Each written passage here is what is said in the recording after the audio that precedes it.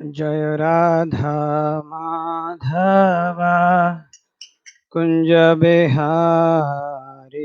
जय राधा माधवा कुंज बिहारी।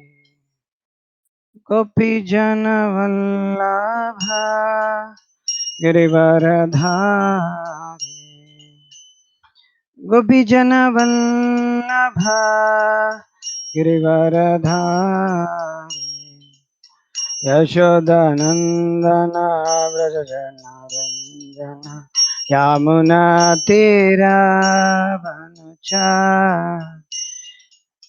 यमुना तीरावनचारि।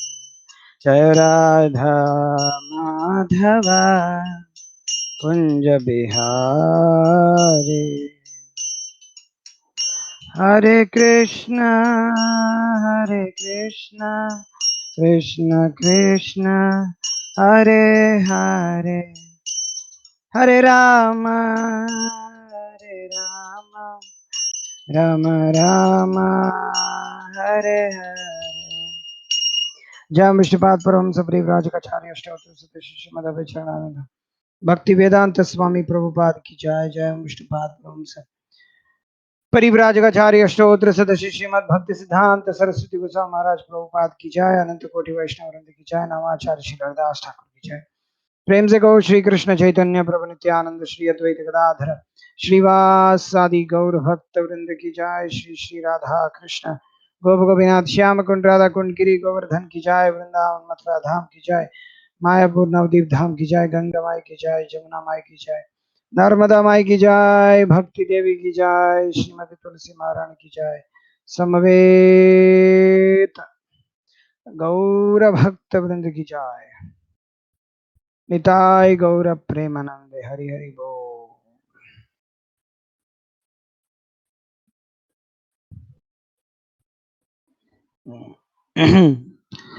ओम नमो भगवते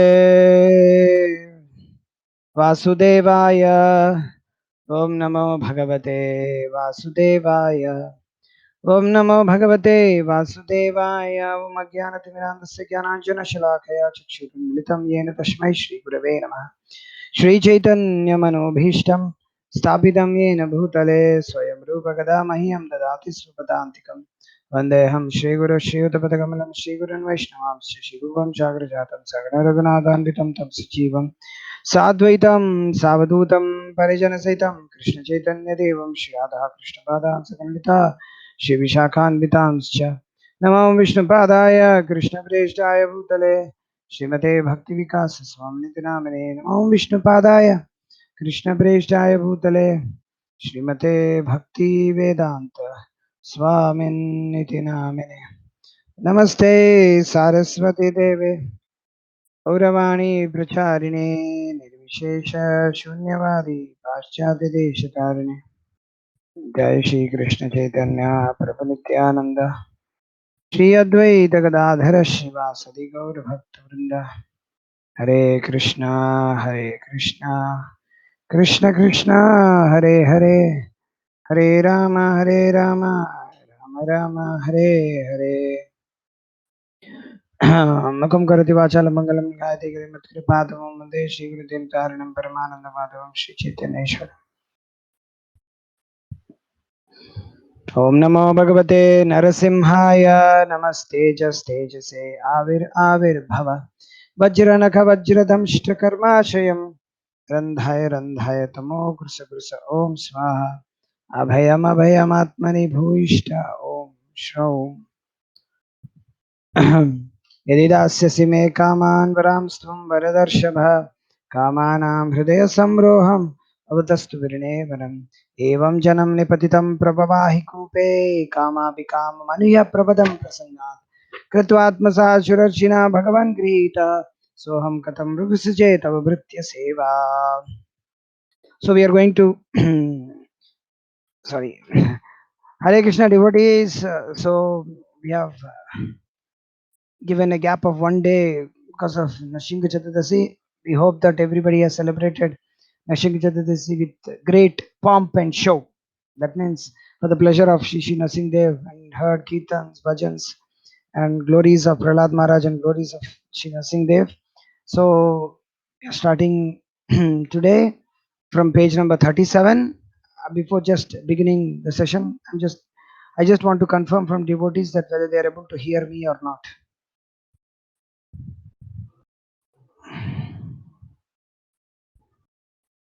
Yes, Prabhu. Yeah. Okay.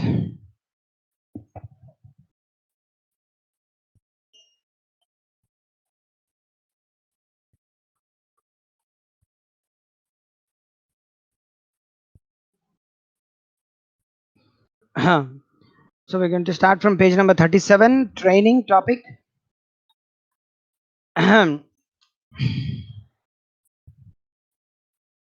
To become free from material desires and fixed in Krishna consciousness, training under the guidance of an expert devotee.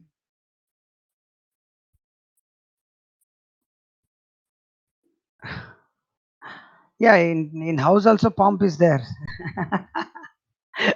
So no pomp due to lockdown nursing. This is at home or temple. Yeah, at home pomp.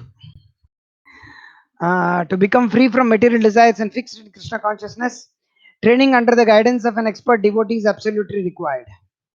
Traditionally, therefore, brahmacharis lived under the direct tutelage of their spiritual master, being surrendered to him and serving him as a menial servant under strict regulation. Brahmacharis would perform all kinds of menial services, would beg for the Guru, and would not even eat unless called by the Guru. They accepted any chastisements with no question of arguing. They accepted any chastisement with no question of arguing. This was complete training for smashing the false ego. Although such rigid discipline is hardly possible nowadays, our movement is nevertheless primarily educational and is meant to provide training.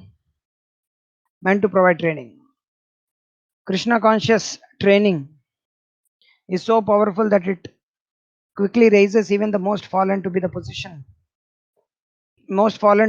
of Mahatmas, great souls. It is the duty of those who are able to help others to do so. One who has spiritual knowledge,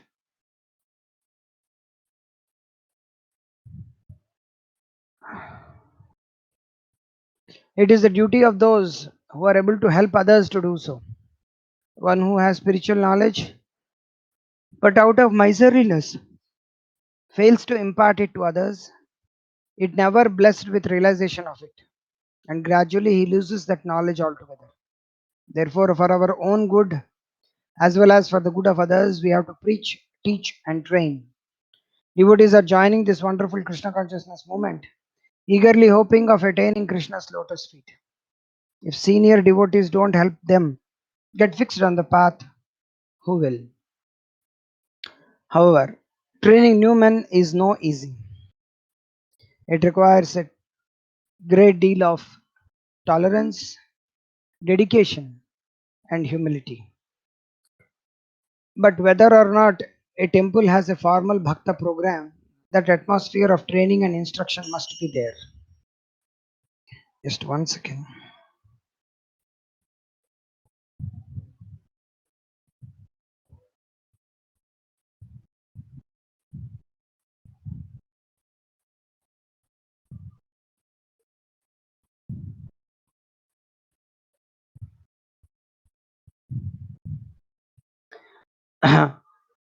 Junior devotees should, as soon as possible, become qualified as competent preachers, able to give classes and present Krishna consciousness anywhere, anytime. This movement needs hundreds and thousands of convinced devotees to dedicate their lives of spreading the glories of Chaitanya Mahaprabhu. So, when new recruits come, they will certainly need training. Srila Prabhupada was always training his disciples. Everything we know about Krishna consciousness and about how to live as human beings, we know because Srila Prabhupada took the trouble to instruct us. Day after day, minute after minute. He trained his disciples so that they could train others. This is Guru Parampara. Srila Prabhupada, what is the use of lecture unless you train them? If Krishna sees that we are serious to look after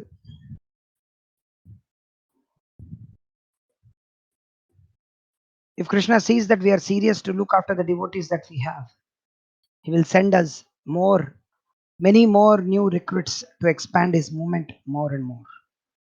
All our temples should be dynamic centers where new people are coming all the time to discover the transcendental experience being imparted. Why so many rules and regulations? All devotees, especially brahmacharis and sannyasis, have to follow a set of rules and regulations that would surprise a materialist. Rising before 4 a.m. at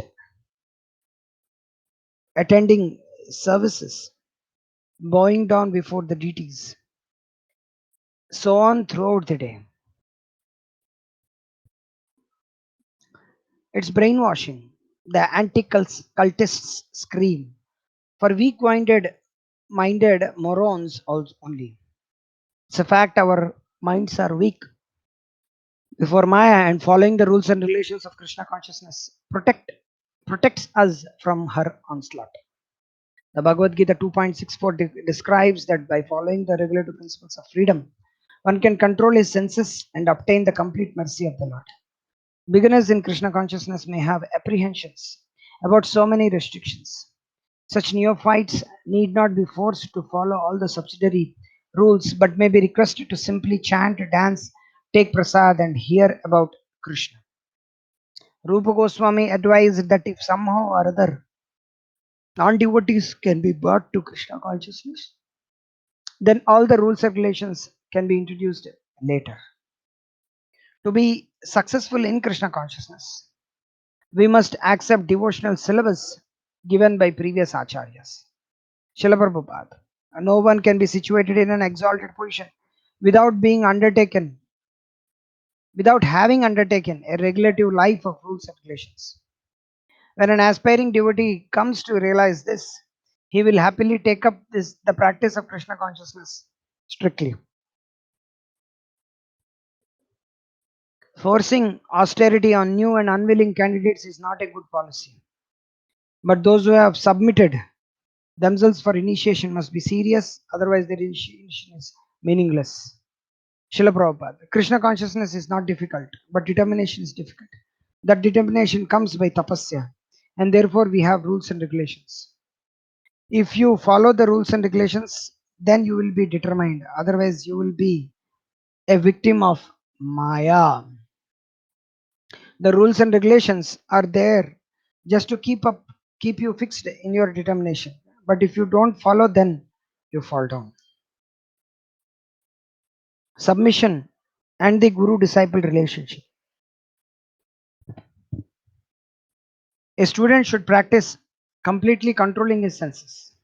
He should be submissive and should have an attitude of firm friendship for the spiritual master. With a great vow, the brahmachari should live at the Gurukula only for the benefit of the Guru. Traditionally, brahmachari's life begins with a young boy when a young boy is sent to Gurukul. Dependence upon the Guru is so intrinsic to brahmachari life that one cannot properly be considered a brahmachari unless he has accepted the shelter of a Guru. Simply being celibate does not constitute brahmacharya. In all the four varnas, four ashramas, one must be submissive to the Guru. But submission is especially practiced by brahmacharis. In Vedic tradition, brahmacharis live with the Guru and are subject to constant discipline. This is training in surrender. By serving the Guru, one learns the selfless service mood needed to approach Krishna. The business of a brahmachari is to work hard to please his spiritual master. Such service should be single-minded without any thought of personal comfort or gain. A brahmachari is meant for one-pointed personal comfort or gain. A brahmachari is meant for one-pointedly executing. Please excuse me. A brahmachari is meant for one-pointedly executing the order of his spiritual master, not doing whatever he likes, however he likes, whenever he likes. Brahmachari's life means to serve the spiritual master as a menial servant. Whenever he asks, the brahmachari will do. Whatever he asks, the brahmachari will do. The brahmachari is expected to be strongly attached to his guru. Before resting and on rising, he offers his obeisances and praise to him. The guru is reciprocally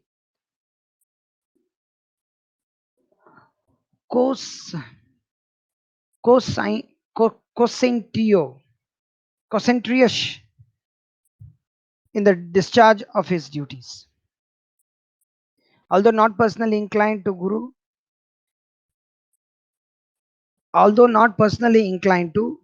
accepts the services of disciples so as to train and uplift them. Thus, the guru has every right to ask any service of his disciples, particularly brahmachari disciples. That he does not misuse their power is his qualification as guru. He asks his disciples, especially brahmachari disciples, to sacrifice and be austere, but he himself is most prepared to sacrifice, and reciprocally, he delivers Krishna consciousness. Okay, I would like to request Bharat Akerkar, if you are seeing, if you are hearing, I've given you access to the mic on your phone or on your laptop. You can see on the top a small ribbon pop-up has come, so you can click yes. And if you have a mic, you can continue to read. Hare Krishna, Prabhuji. Hare Krishna. Hare Krishna. Hare Krishna. Dandavat pranam. Hare Krishna, Prabhuji. Dandavat pranam. Shall I continue, Prabhuji? Yes, continue. You can Yes. read two topics so that I can give everybody a chance to read. Yes, Prabhuji. No, you're able to hear me? Yes, Prabhuji. I'm saying that I will give you a chance for reading two topics. Like that, everybody can get a chance, I'm telling you. Yes, where should I stop, Prabhuji? I'll tell you. You can continue to read. Yes, Prabhuji. Thank you. Detachment, austerity, and renunciation. Of all the living entities who have accepted material bodies in this world, one who has been awarded this human form should not work hard day and night simply for sense gratification, which is available for the dogs and hogs that eat stool. One should engage in penance and austerity to attain the divine position of devotional service. By such activity, one's heart is purified, and when one attains this position, he attains eternal blissful life, which is transcendental to material happiness and which continues forever. Human life is meant for self-realization. Self-realization can be developed only from the platform of detachment from everything material. Srila Prabhupada describes detachment as one of the characteristics of ecstatic love. The senses are always desiring sense enjoyment, but when a devotee develops transcendental love for Krishna, his senses are no longer attached by material desires. This state of mind is called detachment. There is a nice example of this detachment in connection to the character of King Bharat. In the 5th canto, 14th chapter, verse 43 of Srimad Bhagavatam, it is stated, Emperor Bharat was so attracted by the beauty of the lotus feet of Krishna that even in his youthful life, he gave up all kinds of attachment to family, children, friends, kingdom, etc., as though they were untouchable stools.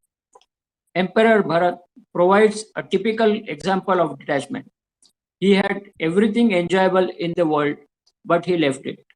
This means that detachment does not mean artificially keeping oneself aloof and apart from the allurement of attachment. Even in the presence of such allurements, if one can remain unattracted by material attachments, he is called detached. In the beginning, of course, a neophyte devotee must try to keep himself apart from all kinds of alluring attachments, but the real position of a mature devotee is that even in the presence of all allurements, he is not at all attracted. This is the actual criteria of detachment.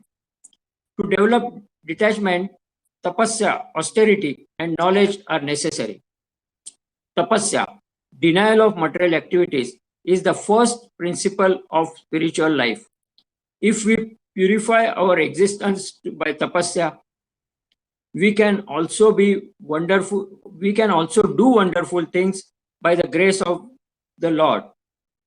Indeed, nothing is possible without tapasya. The more we engage in austerity, the more we become powerful by the grace of the Lord. Tapasya means voluntary austerities performed for spiritual perfection. No one can become an advanced devotee without developing detachment, and and to develop detachment, training in austerity is required.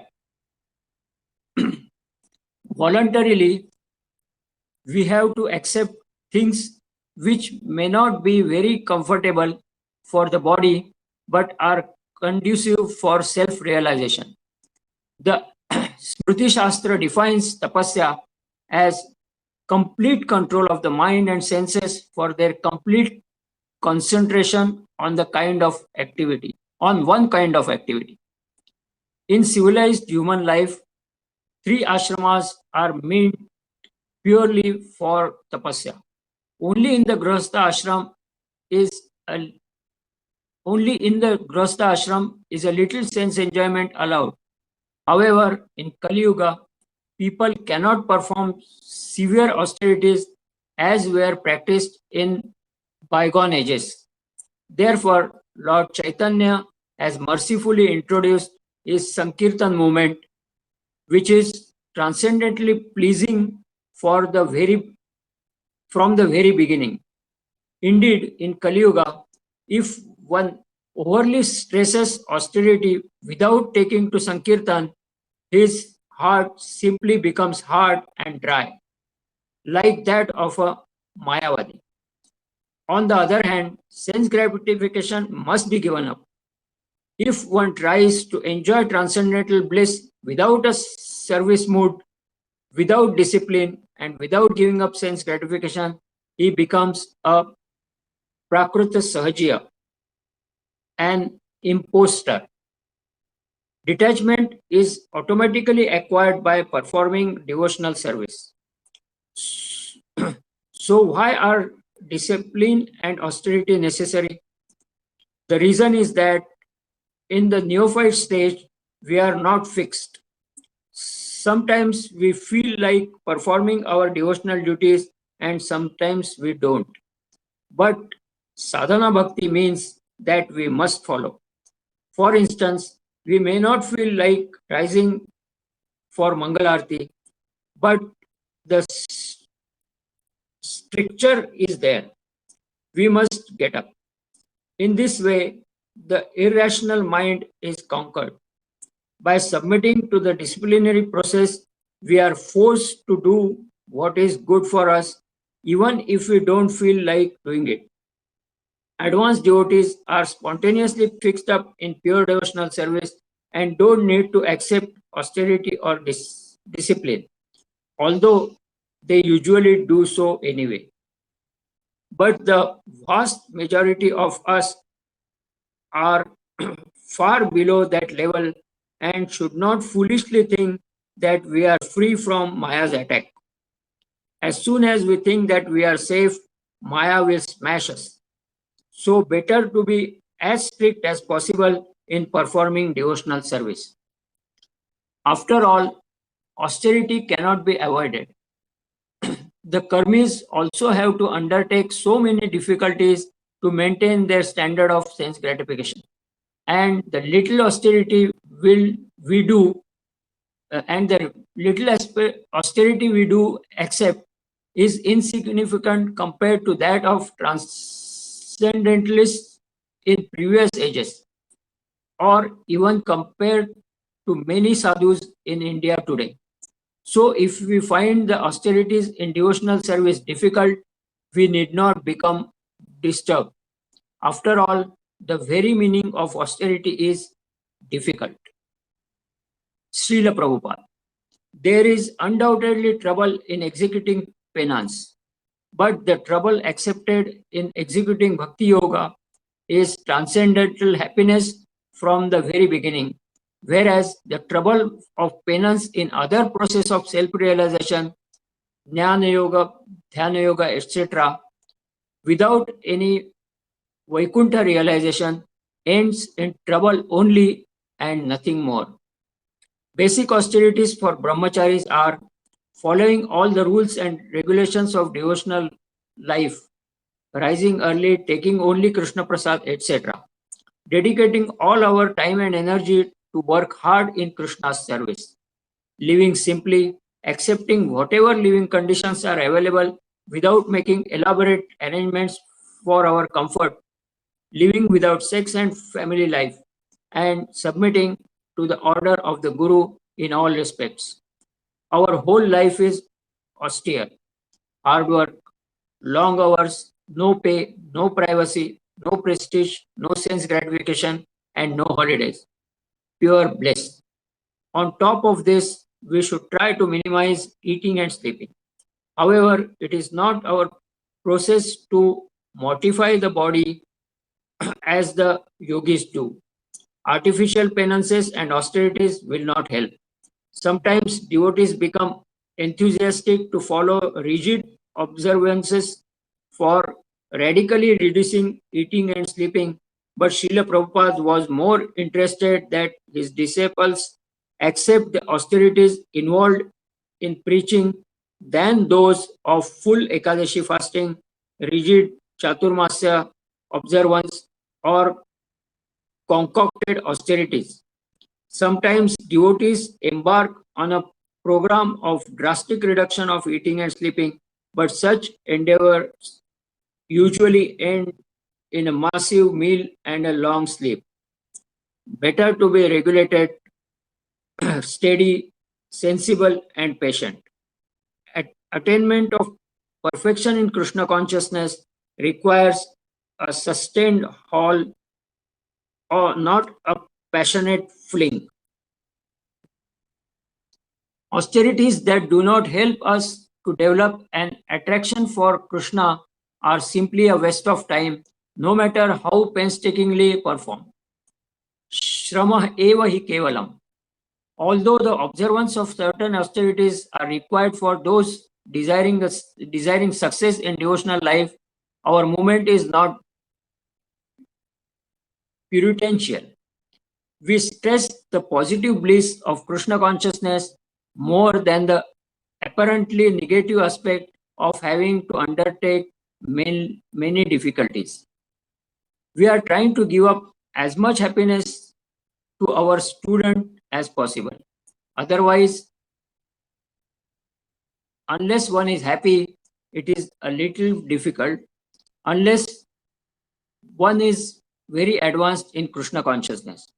Therefore, our policy is yogo bhavati siddhi.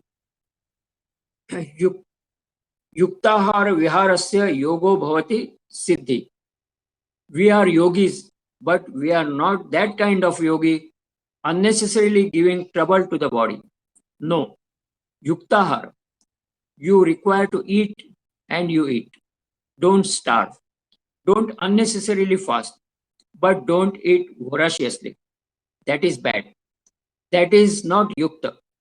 You eat, but don't eat voraciously. Because there is something very palatable, let me eat voraciously and then fall sick. And if you cannot digest, then you will sleep. And if you cannot digest, then you will sleep. You will sleep only. Therefore, don't eat more, but eat whatever is necessary. Devotional service under the direction of a bona fide spiritual master is the only method of satisfying Krishna. there is no mechanical means of attaining Krishna consciousness.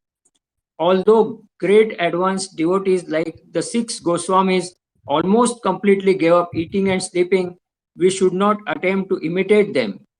After all, they were experiencing the highest transcendental bliss and were almost oblivious of their bodily condition. Srila Prabhupada.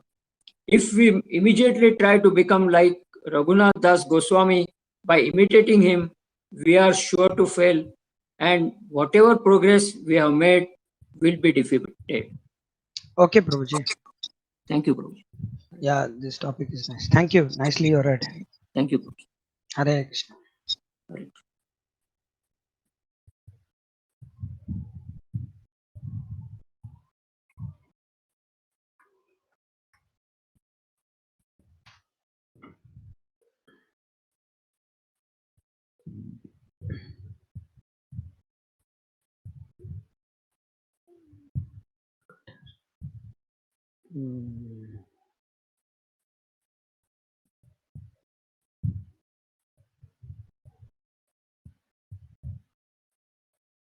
Hare Krishna.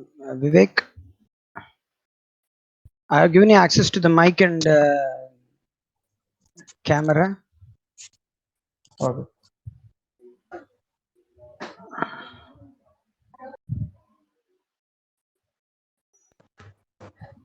Hare Krishna. So yes, Prabhu. 1 second. 1 second.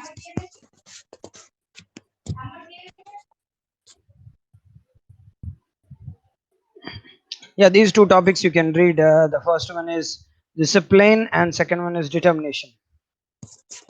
Okay. Yes, continue. Discipline. One should mold his life so as to always think of Krishna. Always think of Krishna and never forget him. Our whole life is dedicated to understanding Krishna. Why then can't we think of Krishna? Because our consciousness is polluted. Our heads are full of kinds of nonsense which blocks remembrance of Krishna. These contaminations begin with sex desire. Srila Prabhupada stated that if one can just get free from the sex desire, he is 50% liberated. As much as we are afflicted by sex desire, that much we cannot remember Krishna. Until we completely reject sense gratification, physical and mental, once and for all, we will not be able to fix the intelligence. Acts of sense gratification are preceded by desires and contemplation.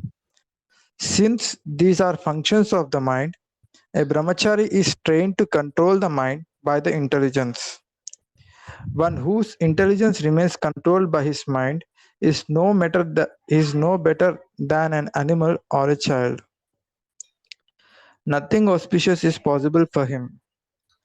However, the mind is as difficult to control as the raging wind. Therefore, Srila Bhaktisiddhanta Saraswati Thakur has advised us to discipline the rascal mind by beating it 100 times in the morning with shoes and 100 times at night with a broom. As long as our intelligence is not completely fixed at the lotus feet of Krishna, such stringent discipline is necessary. The brahmachari voluntarily agrees to be disciplined by the expert spiritual master. By his mercy, the impossible controlling the mind and senses becomes possible.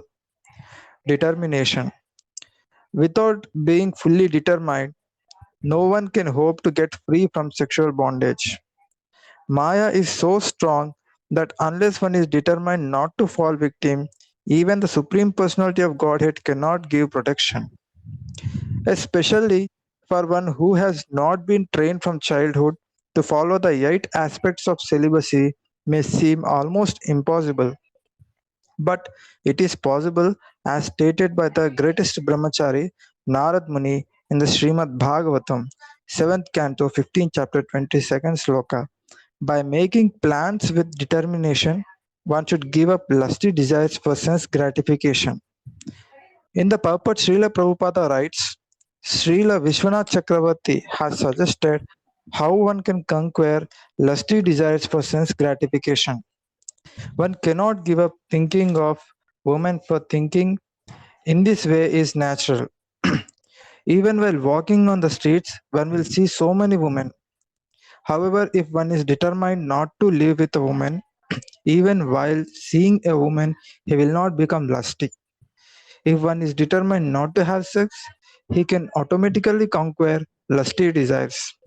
An example given in this regard is that even if one is hungry, if on that particular day he has decided to observe fasting, he can naturally conquer the disturbances of hunger and thirst. Higher taste. Shall I continue, bro? 1 second. Yeah, you can read. Yeah, you can continue. We have to be determined to maintain our celibacy. But how do we maintain our determination? A philosophical understanding of the miseries of material life will certainly help us, but is not in itself a guarantee of safety from fall down.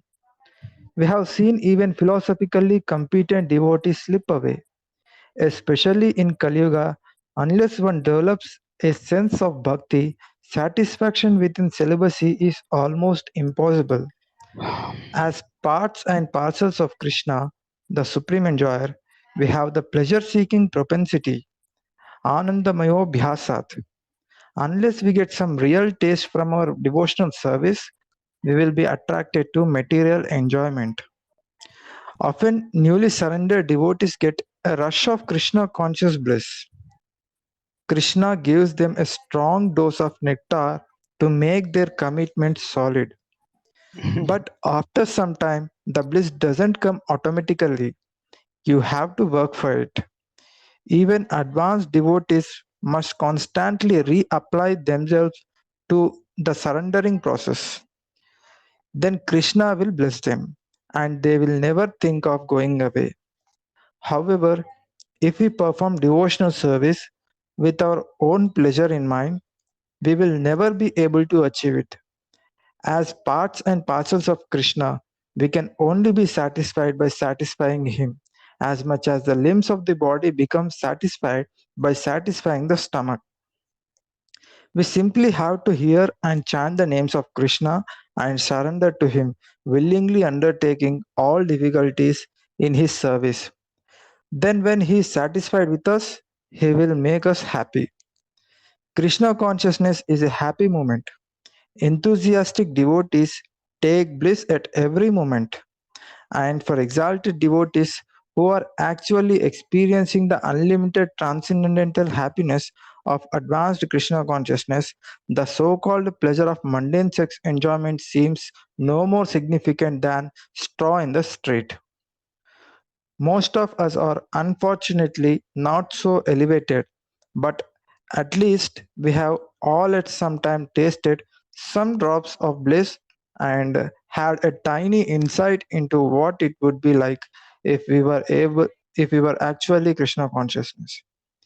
So if we are suffering from an attack from Maya If or we are feeling down, actually Krishna conscious, not consciousness. yeah, if we were actually Krishna conscious, yes, bro. So, if we were suffering from an attack from Maya, or feeling down and out, and are not very enthusiastic to serve, we can reflect back on better times in Krishna consciousness when Krishna revealed a little of His mercy to us and we were moved to tears or to jump up and down in ecstasy. We have to go on searching for that nectar. If we go back to the process, chant Hare Krishna, dance for Krishna, take Krishna Prasada, hear about Krishna, do some service, we will become happy. Devotional service is non-different from Krishna, and Krishna is the reservoir of all pleasure. Uttishta Jagrata Prapya Varan Nibodhata. Wake up from the sleep of Maya and attain the boon of eternal nectarian life. Association. Shall I continue, bro? 1 second. You can stop there. Okay. I'll request some other devotee. Thank you very much. Hare Okay, Krishna. Prabhu. Thank you.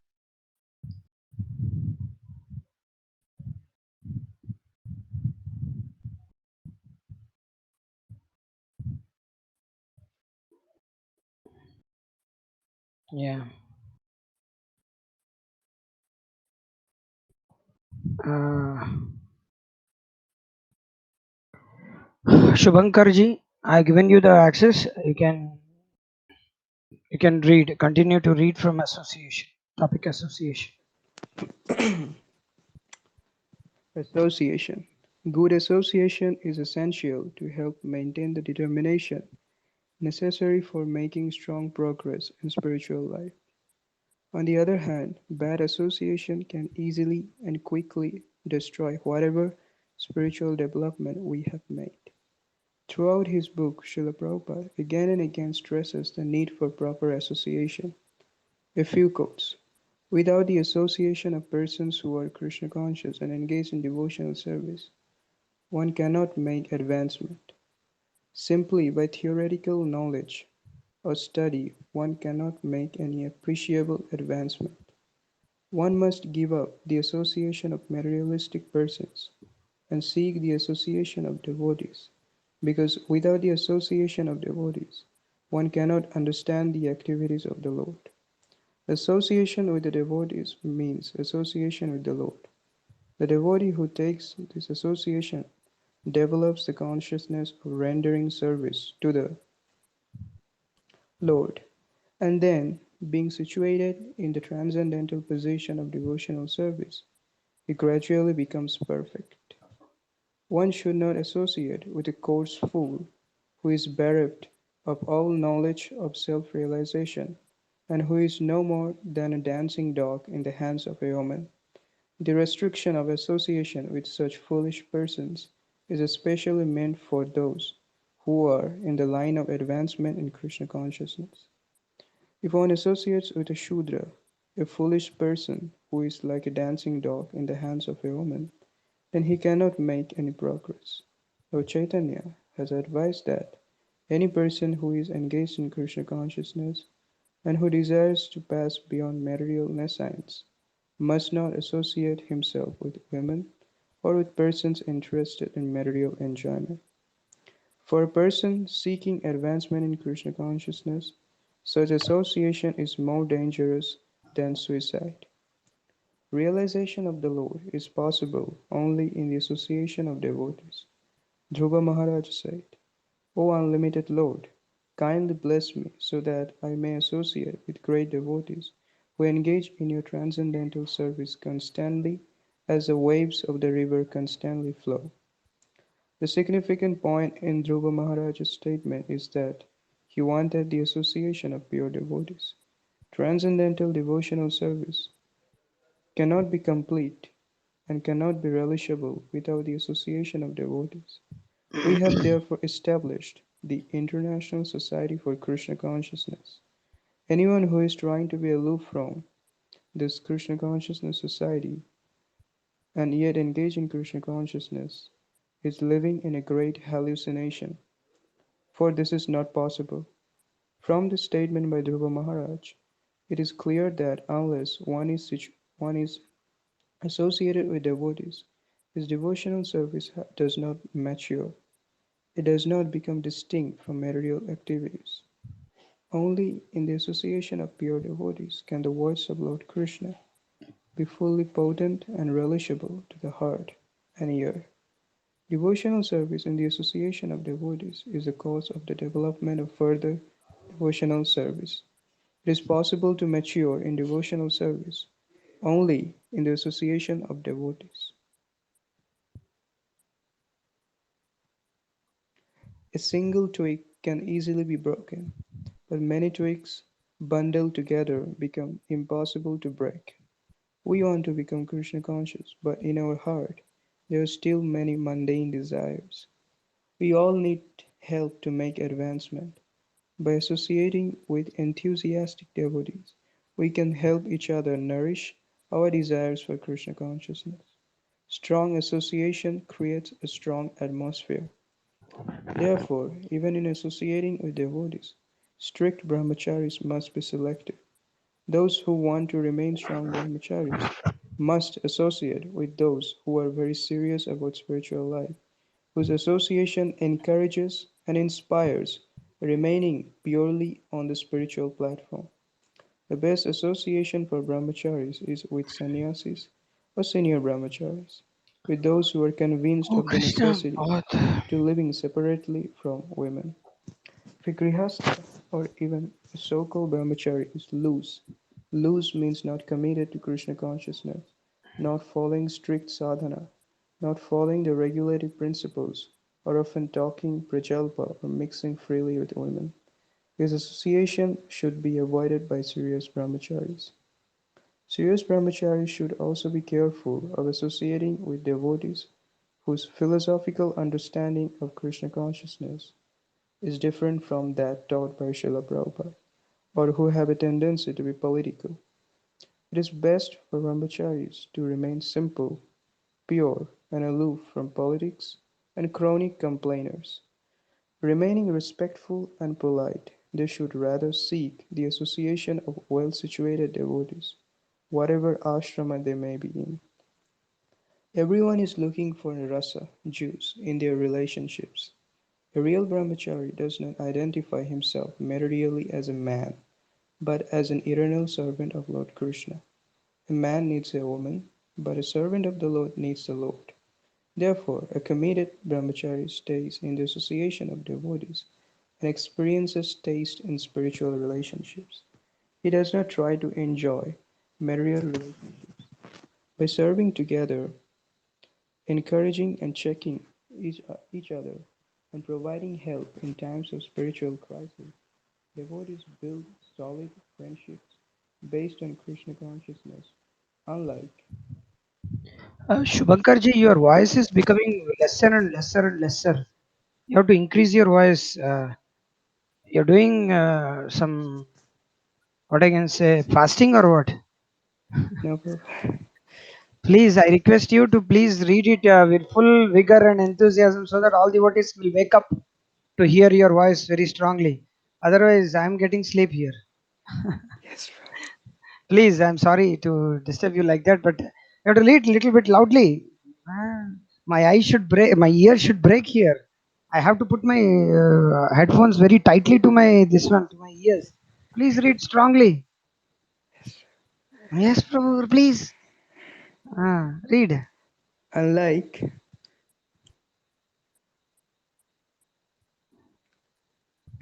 materialistic friendships that are based on sense gratification. This is real friendship, perhaps for the first time in many lifetimes. If a brahmachari does not get such rasa in his relationships with devotees, he will tend to look for it amongst women and karmis. However, devotees are often intense, and living with them can be austere and hard on the false ego. This is especially so for brahmacharis who have less independence and are expected to surrender more than the members of any other ashrama. New devotees in particular may find it hard to adjust to a new lifestyle, and because of their lack of training, they may sometimes act or speak improperly and need to be corrected. But despite all difficulties, brahmacharis should resolve to stick to the path. Better take the knocks of the brahmachari ashram than the much harder knocks of life outside of Krishna consciousness or of married life within Krishna consciousness. If you need a break, take shelter of the holy name, Srila Prabhupada's books, and Krishna Prasad. Don't go outside. The best association is to be found within the International Society for Krishna Consciousness. There are many Vaishnava societies in the world, but ISKCON is Srila Prabhupada's movement. Srila Prabhupada was especially benedicted by Lord Chaitanya to fulfill his preaching mission, and ISKCON is a special movement meant for receiving and distributing Lord Chaitanya's merits. In this preaching movement, by the pressure of practical necessity, devotees are forced to work hard, cooperate, and surrender. Sometimes devotees make mistakes or may not seem very sophisticated, but we should know that they are being purified in the fire of Sankirtana and that we will be too, if we remain sincere and strict and stick with the devotees. Sometimes junior devotees may be living in the same temple with senior devotees and would like to take their association, which they so much need to help them in their spiritual development, but are hesitant to do so, thinking that such senior devotees will not like to be disturbed by them. But actually, the opposite is true. If approached in a proper and respectful way, any senior Vaishnava will happily give direction and advice. Indeed, it is the duty of senior devotees to help junior devotees advance. Bhaktivinoda Thakur advises that one become the dog of a Vaishnava, just as a puppy dog eagerly tries to take shelter of a master, so we should not be shy in approaching Vaishnavas to take their association. We should not be overly familiar with Vaishnavas senior to us, but should approach them with submissive inquiry and should offer to render some service to such Vaishnavas. This is the process for receiving spiritual knowledge given by Lord Krishna in Bhagavad Gita. The practical point regarding association is that, as far as possible, a brahmachari should never be alone, but should always be in association of other devotees, preferably also brahmacharis.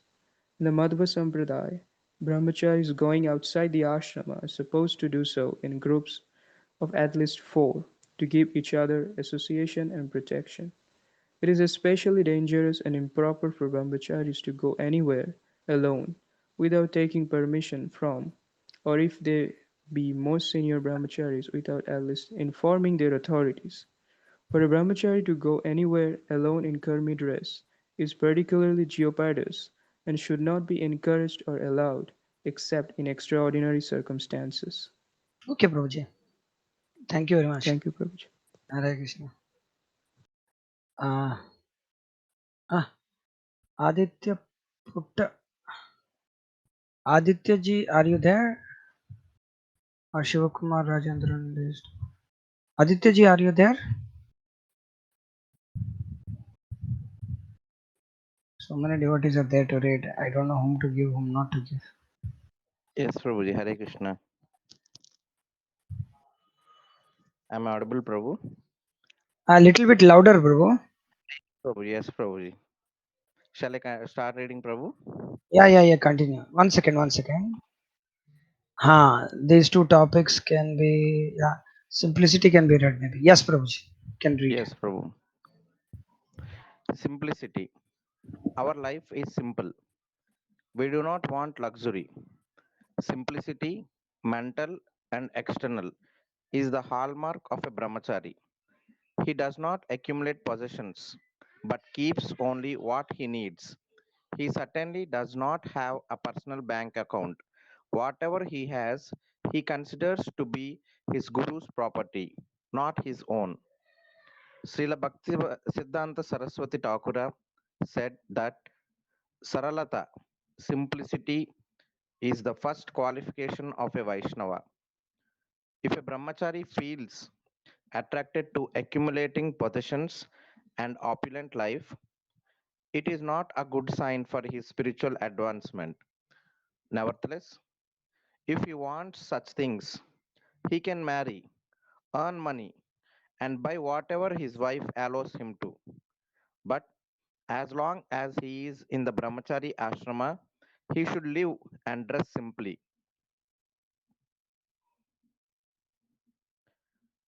Srila Prabhupada. For a devotee to be satisfied with the bare necessities is the best advice for spiritual advancement. A brahmachari factually has no needs. Brahmacharis should be satisfied with whatever comes to them of its own accord and should not make arrangements for comfortable living. They should be wary of material opulence, even if it comes to them without endeavor. Brahmacharis are supposed to be simple and renounced, so it is not proper for them to accumulate money beyond their immediate needs. Even if a brahmachari is collecting much Lakshmi, he shouldn't want to or feel that he has a right to spend it on unnecessary purchases for himself. For a brahmachari to have a large sum of money without a specific Krishna conscious purpose or to keep savings is an antithetical to the brahmachari ethic. It is also dangerous for to keep money without using it for Krishna is Ravana's policy and leads to fall down. The proper standard from brahmacharis is to give all money that comes their way to the temple. In this way, a brahmachari's mind can remain uncluttered. He has only one interest in life, service to Guru and Krishna. He does not have family responsibilities to worry about, nor is he involved in cliques or political factions. His clear mind is a potent breeding ground for Krishna consciousness. Referring to Gurukula, Srila Prabhupada once said, simple, honest, brahmachari brahmanas, that is what I want. Shall I continue, Prabhu? Just 1 second. This might take a lot of time. Maybe I would take some questions if devotees have, otherwise we can stop here. Thank you very much, Ji, Aditya Ji. Thank you very much for reading. If devotees have some questions, we can take up some 1 or 2 questions. Otherwise, we can stop here and we can meet tomorrow. Something to ask, something to share, something to say. Even Mataji also can ask. We can give them mic access. They can also speak. That's not a problem. They can ask like that. If they are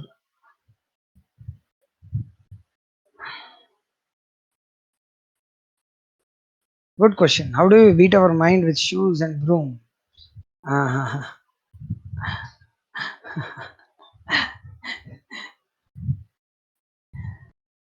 Yeah, it's a great thing. Bhaktisiddhanta Thakur said every day we should beat our mind with shoes and with broom. How do we do that? How do we do that? By becoming, maybe literally also we can try. Literally we can try to beat our mind. But our mind is like dog's obstiny, dog's tail. Again and again it will fall down. Chanchalam hi mana Krishna pramati balabhadravam. So unless and until that's why we can submit our mind uh, to the Guru's shoes and he will beat with his instructions. That would be the correct procedure, I would say.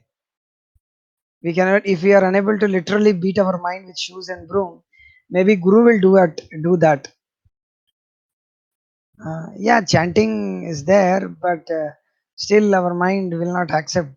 So that's why we have to accept some instructions from Guru, some goals. Guru will tell you have to achieve this. So mind will be engaged in that. So totally thinking about this, what to do.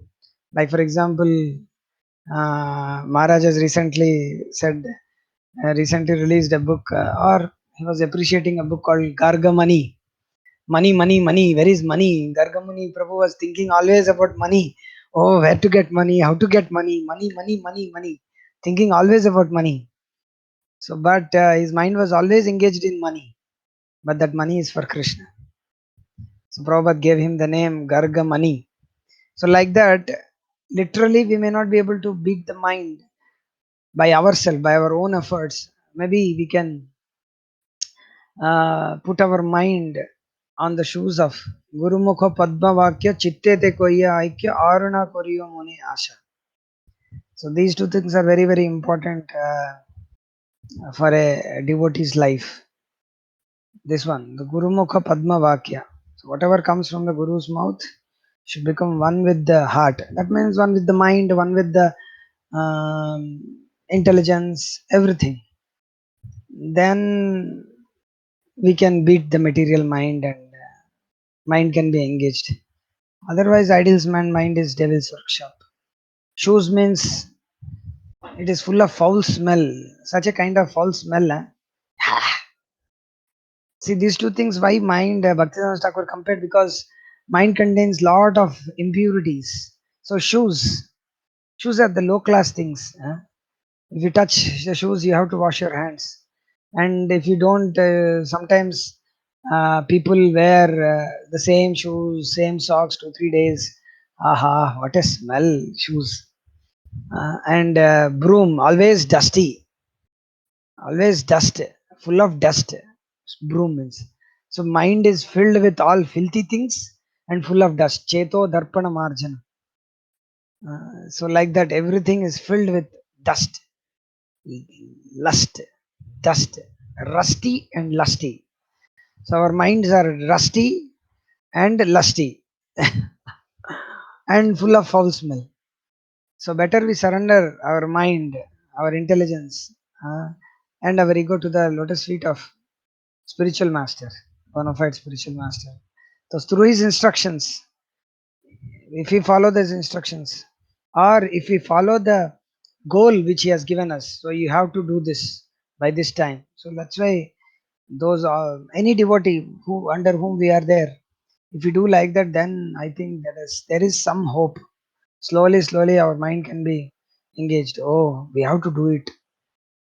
Um, Otherwise, the instructions are there. We have to do everything for the pleasure of Guru.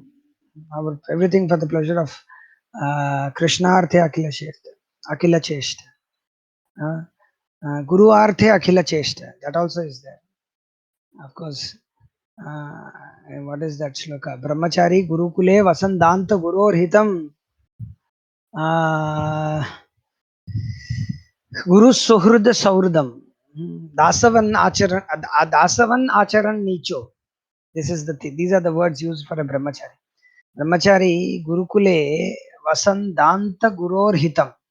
He only stays for the hit of Guru. Dasavan Acharan Nicho. He is a dasa. He follows the instructions of the Guru. Acharan. Nicha. He is considered as the most lowest person. He thinks himself as the very lowest person. Nicha. He is being. Brahmacharis are given lot of, in Vedic times, they are giving lot of austerities. So everybody, even the big king's sons and the Brahmana sons, everybody are given the same thing. So king should not think, oh, king's son, prince. He should not think, oh, I am a prince. So that's why he's beaten. His mind is beaten. So I think we have to follow the Guru's instructions strictly. Then the filthy things, foul smell in the mind, and the dusty, lusty, rusty mind can be conquered. Otherwise, there is no hope. What else we can do? Otherwise, Guru Krishna and the process of Krishna consciousness, other than this, how the mind can be controlled? By yoga, no, there is a risk. By karma, there is a risk. By jnana, there is a risk. But by bhakti, even though there is a risk, Guru will protect, Krishna will protect, Vaishnava will protect. That's all. There is only hope, that one. Hare Krishna. I suppose I have answered this. Thank you very much. Hare Krishna. So we will stop here and meet tomorrow at this very time, 8 o'clock.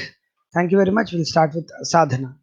Thank you very much. Hare Krishna. Ancha kalpataru vescha kripa sandebhe vacha. Patitanam pavanebhyo vaishnavebhyo namo namaha. Dante nidhaya trinakam padayor nipatya kritva cha kakushatam etat aham brahmimihe sadhavas sakalam eva vihaya dura chaitanya chandra charane gurutanurag. Hare Krishna, Krishna Krishna, Hare Hare, Hare Ram, Ram Ram, Hare Hare.